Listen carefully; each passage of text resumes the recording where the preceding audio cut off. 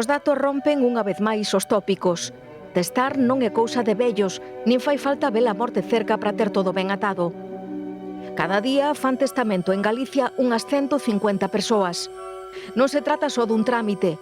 Reflicte o interese cada vez máis crecente da poboación de mediana idade por asegurar o seu legado antes de que o tempo decida por eles.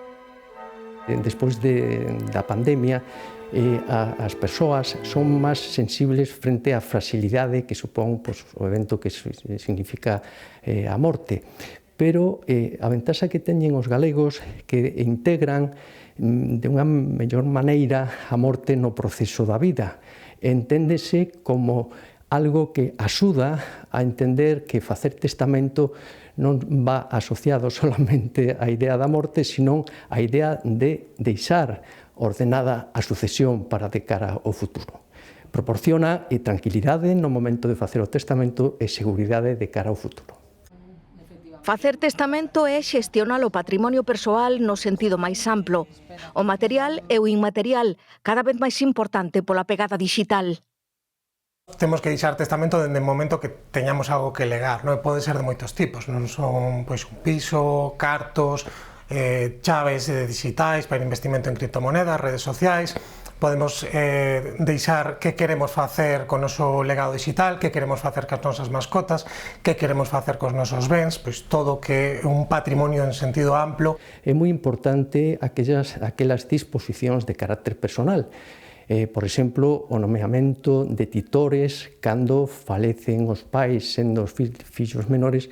Ese nomeamento é moi importante e proporciona tamén moita tranquilidade. Outra disposición que se fai é de cara aos cuidados das persoas a unha edad cando son maiores. Esa preocupación está latente no día a día a hora de facer testamento.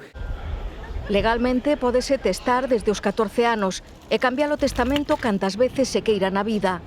O único válido é o último que se asina. A experiencia di que facelo evita moitos problemas sucesorios, o que o converte case nun acto de responsabilidade. O día de mañá, se non temos testamento feito, a herdanza é moito máis complicada, a partición, os trámites, é todo moito máis caro. Entón, aconsellamos sempre facer testamento para planificar a sucesión, evitar futuros problemas. É importantísimo porque o que importa é esa expresión de facer as cousas como quere, evitar a conflictividade familiar e sucesoria que se produce se non se fai testamento. Galicia é a comunidade española onde máis testamentos se fan.